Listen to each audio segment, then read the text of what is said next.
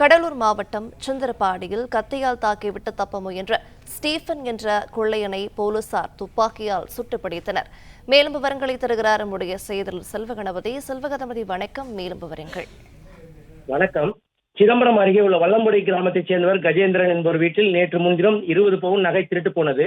இந்த சம்பவம் குறித்து அண்ணாமலை நகர் போலீசார் வழக்கு பதிவு செய்து விசாரணை நடத்தி வந்த நிலையில் இந்த திருட்டு வழக்கில் தொடர்புடைய பிரபல கொள்ளையன் கன்னியாகுமரி மாவட்டம் பத்மநாபபுரம் தாலுகாவைச் சேர்ந்த ஸ்டீபன் வயது 35 என்பவரை நேற்றிரவு அண்ணாமலை நகர் போலீசார் கைது செய்தனர்.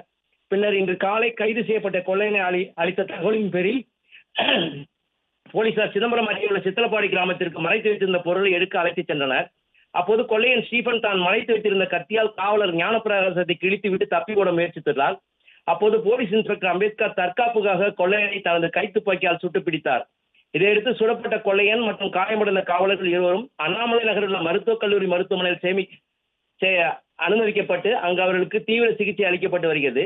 இந்த சம்பவம் குறித்து தகவல் இருந்த சிதம்பரம் டிஎஸ்பி லாமேக் உடனடியாக மருத்துவமனைக்கு விசாரணை நடத்தினார். போலீசார் சுடப்பட்டு பிடிக்கப்பட்ட கொள்ளையன் ஸ்டீபன் மீது கன்னியாகுமரி, தஞ்சாவூர், திருச்சி உள்ளிட்ட பல்வேறு மாவட்டங்களில் சுமார் 20க்கும் மேற்பட்ட திருட்டு வழக்குகள் உள்ளது என்பது குறிப்பிடத்தக்கது. மேலும் காயமடைந்த தலைமை காவலர் ஞானப்பிரகாசம் தீவிர சிகிச்சை பிரிவில் கடலூர் மாவட்ட அரசு மருத்துவமனையில் வைக்கப்பட்டுள்ளார். இவரை சிதம்பரம் டிஎஸ்பி லாமேக் நேரில் பார்வையிட்டு உடல்நலம் விசாரித்து மருத்துவரிடம் விசாரித்து வருகிறார். அவருக்கு தேவைப்பட்டால் மேல் சிகிச்சைக்காக பாண்டிச்சேரி ஜிப்மல் அரசு மருத்துவமனைக்கு கொண்டு செல்ல வாய்ப்பு இருப்பதாகவும் காவல்துறை வட்டாரங்கள் தகவல் தெரிவிக்கிறார்கள். விவரங்களை வழங்கியமைக்கு நன்றி செல்வகணபதி.